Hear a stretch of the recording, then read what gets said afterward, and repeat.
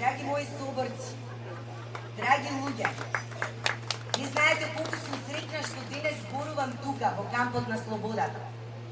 Секогаш ми велат дека многу се жестам кога зборувам за овој режим. И ќе ви кажам зошто се жестам. И ќе ви кажам зошто немав дилеми кога протестирав за убиството на Мартин Нешковски. Ќе ви кажам зошто немав дилеми кога протестирав за апсењето на Кежаровски.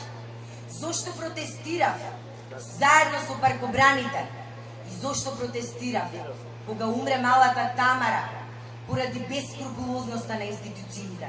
Сите тие случаи, драги мои соборци, ги отсликуваат симптомите на овој режим, на режимот наречен диктатура. Се жестам заради тоа што секој ден граѓаните кои што доаѓаат да ја побараат мојата помош, да ги остварат своите човекови права, ги гледам дека се безпомошни во својата безпомошност, бидејќи знаат дека институциите веќе не им служат им служат на партиите.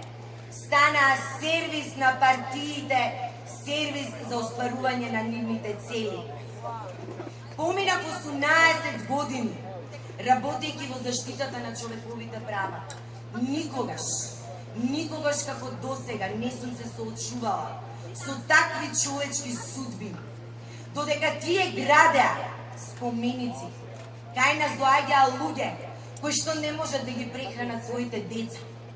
Додека тие го обезличуваа нашиот град, нашата држава, сакајќи да ни го поништат минатото, создавајќи квази вредности и поништувајќи ги вредностите врз основа на кои функционираше оваа држава. Не можам да не се жестам. И немам дилеми зошто сум го кревала својот глас. За сите оние кои што се обесправени.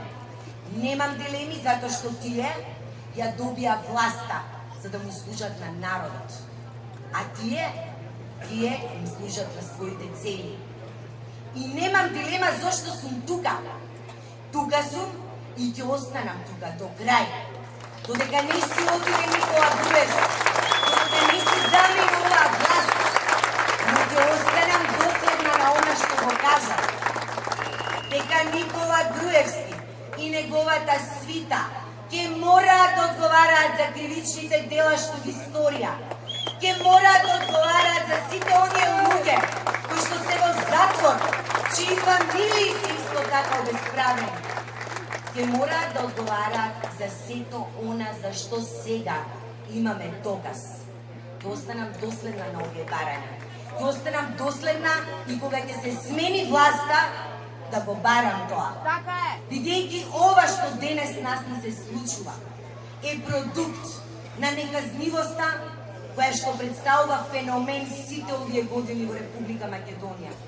За да се врати демократијата во оваа земја, политичарите мораат да сватат дека треба да му служат на народот, дека имаат морална одговорност и дека треба, како и сите други граѓани на оваа земја, да одговараат за своите дела. Останувам тука со вас да му кажеме на Никола Збогум!